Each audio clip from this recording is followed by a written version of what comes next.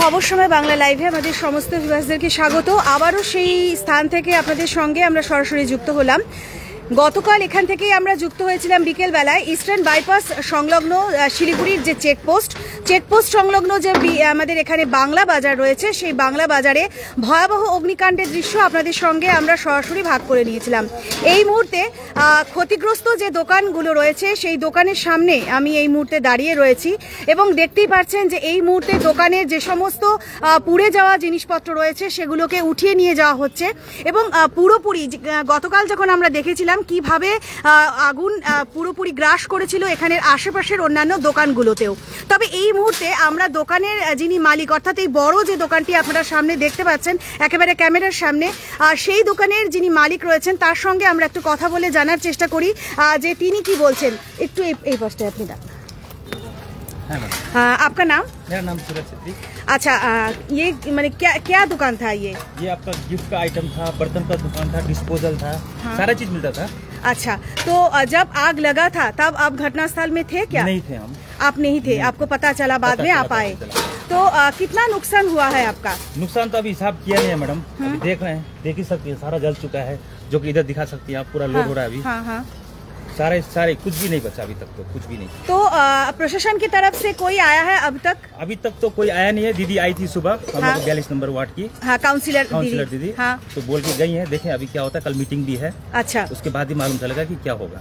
अच्छा, आप लोगों को एक तरफ होके जितना भी लोग क्षतिग्रस्त हुआ है उन लोगों को लेके एक मीटिंग होने वाला है, तो ये कॉर्पोरेशन की तरफ से होगा, ये बोला गया है। तो और एक बात बोलिए कि ये जो है आप लोग तो टैक्स वगैरह जो है वो लोग आप पेड करते हैं, तो आप लोगों का बीमा है या इंश्योरेंस किया हुआ है? इंश्योरेंस क्यों नहीं है आप लोगों का? इंश्योरेंस यहाँ होता नहीं है क्योंकि होल्डिंग नंबर वगैरह चाहिए, यहाँ है नहीं होल्डिंग नंबर। अच्छा, तो आप लोग कभी डिमांड किए होल्डिंग नंबर के लिए? ये तो मैंने एक बार कोशिश भी किया था पर हुआ नहीं। क्यों नहीं हो रहा था इधर? छत वाला। अच्छा, छत वाला बिना नहीं होगा। अच्छा, तो ऐसा कहा था, फिर मैंने याद नहीं किया, इसको ध्यान भी नहीं दिया। अच्छा, और ये जो बाजार है लगभग 120 के ज्यादा दुकान है। हाँ, लगभग है, लगभग नहीं है। तो कहीं मैंने ये चीज भी नहीं देखा कि जब आग लगेगा कुछ जरूरी जो व्यवस्था होता है तो वो ऐसा भी कुछ नहीं है, यहाँ पे कोई व्यवस्था नहीं है इस टाइप की। दमकल भी कल बहुत लेट ही आया था, जैसे हमने फोन किया था 4:30 बजे करीब, तो वो पहुंचा मोटा मोटी 5 बजे करीब पहुंचा वो भी लेट आया था और उसमें पानी भी नहीं था। ये भी एक तो हुआ जो कि ऊपर भयानक आग लग चुका था ऊपर में। यहाँ पे वेल्डिंग का काम हो रहा था, वहाँ से पूरा आग पकड़ लिया ऊपर की तरफ, तो पूरा ही खत्म हो गया। देखे होंगे। तो अभी क्या कहना है आप लोगों का? अभी कहना क्या है, नुकसान तो हो चुका है, अभी देखें कैसे क्या करते हैं, प्रशासन क्या बोल रहे हैं, अभी देख लेते हैं। कल मीटिंग में बैठेंगे। कितना दुकान होगा लगभग अभी जो क्षतिग्रस्त हुआ? 6-7 दुकान क्षतिग्रस्त हुआ है। सबसे बड़ा मेरा दुकान है। आपका सबसे बड़ा दुकान था।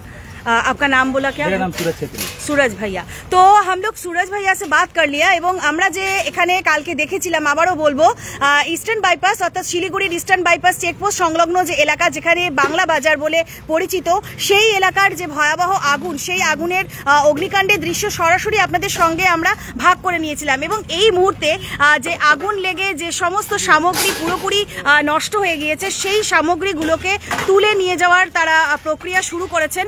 যদিও কর্পোরেশন বা শিলিগুড়ি পুর নিগমের তরফ থেকে আজ এখানকার স্থানীয় কাউন্সিলর অর্থাৎ 42 নম্বর ওয়ার্ডের কাউন্সিলর এসেছিলেন এবং তিনি ওনাদেরকে যেটা জানিয়েছেন যে এখানে ক্ষতিগ্রস্ত প্রায় 6-7টি দোকান যে রয়েছে সেই 6-7টি দোকানের যারা মালিক রয়েছেন তাদেরকে নিয়ে একটি বৈঠক আগামীকাল হতে চলেছে এবং আগামীকালের বৈঠকের পরেই বোঝা যাবে যে এখানে কি পরিস্থিতি তাদের দাঁড়ায়, অর্থাৎ পুনর্বাসন বা ইত্যাদি যে ব্যবস্থাগুলো রয়েছে সেগুলো কি পরিস্থিতি দাঁড়ায় সেটা। এবং এখানে আরেকটা বিষয় বলবো, যেখানে যেহেতু তাদের হোল্ডিং নাম্বার না থাকার কারণে এই সমস্ত দোকানগুলোর কিন্তু কোনো ইন্স্যুরেন্স নেই, আর যার জন্য কিন্তু একটু সমস্যায় পড়বেন এখানকার স্থানীয় যারা ব্যবসায়ী রয়েছেন। এবং ওনারা যেটা আমাদেরকে অন ক্যামেরা জানালেন যে হোল্ডিং নাম্বারের জন্য কিন্তু তারা অ্যাপ্লাই করেছিলেন কিন্তু সেটা কিন্তু এখনো সম্ভব হয়নি। এবং আবারও বলবো, ইস্টার্ন বাইপাস সংলগ্ন যে ভক্তিনগর চেকপোস্টের পেছনে যে বাংলা বাজার এলাকা রয়েছে সেই এলাকায় গতকাল যে অগ্নিকাণ্ডের ঘটনা ঘটে তারপরের চেহারা আজকের যে এখানে এখানে যেগুলো জিনিসপত্র পুড়ে গিয়েছে বা বাসনপত্র সহ অন্যান্য জরুরি যা যা সামগ্রী ছিল সবই ক্ষতিগ্রস্ত হয়েছে এবং সেগুলোকে এখন উঠিয়ে নিয়ে যাওয়া হচ্ছে। যে এখানকার যিনি মালিক উনি আমাদেরকে যেটা জানালেন সুরজ দা, যে তাদের কোনো হোল্ডিং নাম্বার না থাকার কারণে ইন্স্যুরেন্সও তাদের নেই দোকানের, কাজেই তারা কিন্তু ক্ষতিগ্রস্ত হয়েছেন সব দিক থেকেই। এবং এই মুহূর্তে আবারও বলবো এখানে যারা এলাকারও যারা রয়েছেন, আপনি কি কালকে ছিলেন যখন ঘটনা হয়েছিল? আমি ছিলাম। আপনার কি এখানে কোনো দোকান রয়েছে? আমার এখানে 4-5টি দোকান রয়েছে।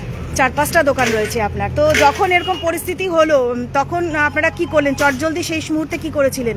সবাই তো আমাদের কাছে উপায় ছিল না, দমকল কর্মীতে আসার তো লেট হয়েছে, আমরা ড্রেন থেকে জল ধুয়ে ছিটিয়েছি, যতটা পেরেছি করেছি। আমরা ড্রেনের নোংরা জল তুলে ড্রামে ঢেলেছি।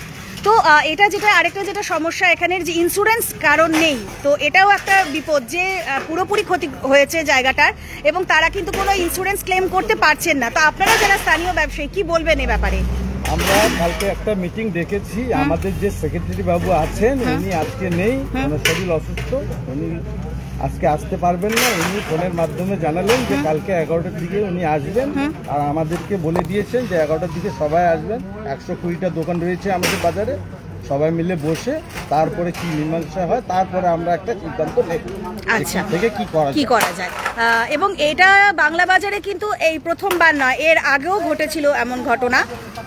এর আগে আগুনের ঘটনা ঘটেনি মনে হয়।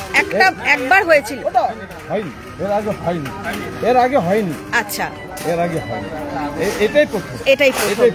আপনার নাম? আমার নাম এমডি ইমাম হোসেন। আমরা এখানকার যারা স্থানীয় ব্যবসায়ী রয়েছেন তাদের সঙ্গে কথা বলে নিলাম এবং তারা কিন্তু জানালেন যে এর আগে এরকম ঘটনা ঘটেনি, তবে এই ঘটনা কিন্তু তাদের চোখে আঙ্গুল দিয়ে দেখিয়ে দিয়েছে যে ইন্স্যুরেন্সের ক্ষেত্রেও কিন্তু তারা দেখতেই পাচ্ছেন যে কিভাবে বাসনপত্রগুলো পুরোপুরি পুড়ে একেবারে নষ্ট হয়ে গিয়েছে এবং সেটারই কিন্তু যে সামগ্রীগুলো রয়েছে সেগুলোকে এই মুহূর্তে উঠিয়ে নিয়ে যাওয়ার কাজ চলছে। এবং শুধুমাত্র একটি দোকান না, প্রায় ওনারা যেটা আমাদেরকে অন ক্যামেরা জানালেন প্রায় 6-7টি দোকান এখানে ক্ষতিগ্রস্ত হয়েছে আগুনে।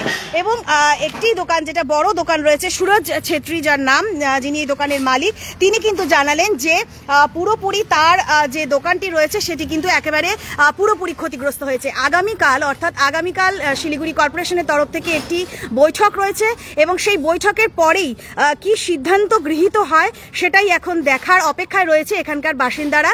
যদিও এনাদের কোনো হোল্ডিং নাম্বার নেই এবং এনাদের কোনো ইন্স্যুরেন্সও কিন্তু নেই, সব নিয়ে ক্ষতিগ্রস্ত ব্যবসায়ীরা এই মুহূর্তে শুধুমাত্র তাকিয়ে রয়েছেন আগামীকালের বৈঠকের দিকে। এখন দেখার আগামীকাল বৈঠকের পর কি সমাধান সূত্র বের হয়ে আসে সকলের জন্য। নানান আপডেটের সঙ্গে আমি সৌমি ফের হাজির থাকবো আপনাদের সঙ্গে। ধন্যবাদ।